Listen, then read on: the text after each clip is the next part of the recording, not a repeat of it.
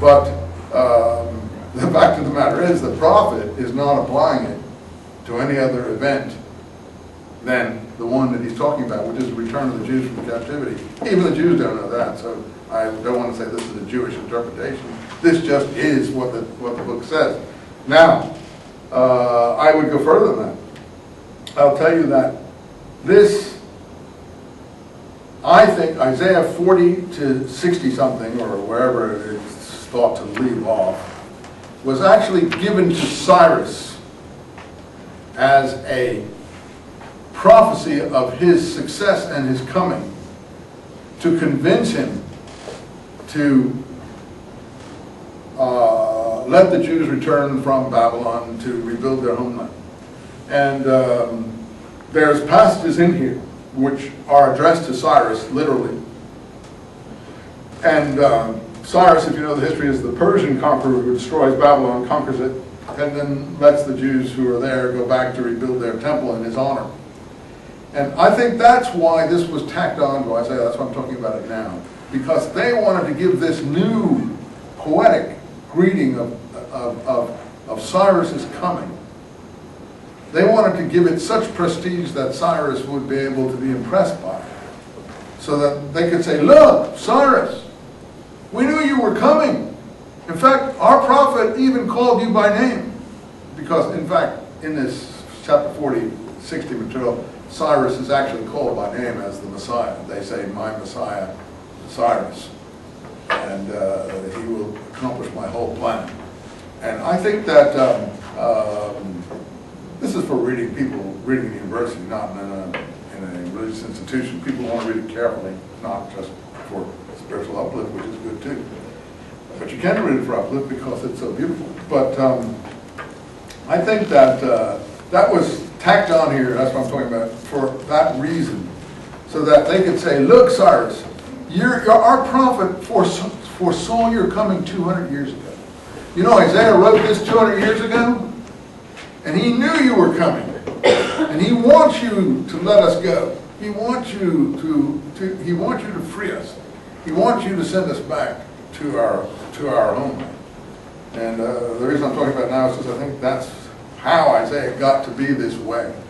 That the people deliberately presented it like this. That being said, still, chapter 40 and so on is really so beautiful that it is, no wonder people take it to relate to all kinds of things. There's so many beautiful things in it. But I will just show you before the break, if I can, so you don't think I'm a total scoundrel here. You know, one other person saw this, I'm the only person, a lot of people have seen it. One other person recently saw this and used it in his activities. Do you know who that was?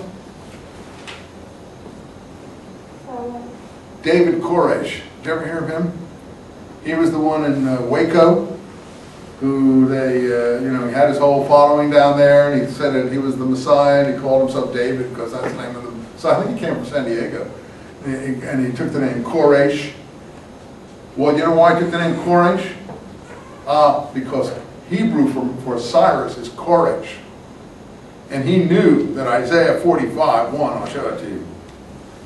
Thus, this translation is of course, doesn't want to say it. It starts in 44, the end of 44. And I am he who says of Jerusalem, let her be inhabited, and of the towns of Judah, let them be rebuilt. And I will raise their ruins once more, and I am he who says of the oceans, be dry, I will drive the rivers. And I am he who says, Koresh, that's Koresh, Cyrus. That's where David Koresh got his name from. He understood that Koresh was the name of the Messiah. My shepherd, he will fulfill my whole purposes, saying of Jerusalem, let her be rebuilt, and of the temple, let the foundations be laid. Thus saith the Lord to, not his anointed. All the people who don't want you to think this is messianic, write in his anointed. He will say to his Messiah, Cyrus, whom he has taken by the right hand to subdue nations before him, and strip the loins of kings, to force gateways before him, that their gates be closed no more. And I will level before you, leveling the heights. I will shatter the doorways. I will smash the iron bars, and so on and so forth. Anyway, I'll read you that after the break at some point, but the point of Isaiah is that Cyrus is being called by name, who will fulfill God's whole plan according to these people. And the whole plan is the restoration and the return from the captivity. And that's what they're being comforted with. They're being comforted from the fact that they have been in captivity, slavery, and servitude, and they're joyful, and the messenger on the mountains is to proclaim the fact that they're returning. Anyway, Isaiah is a great book. We'll look at how it's constructed after the break. I read you that just so you wouldn't be angry at me.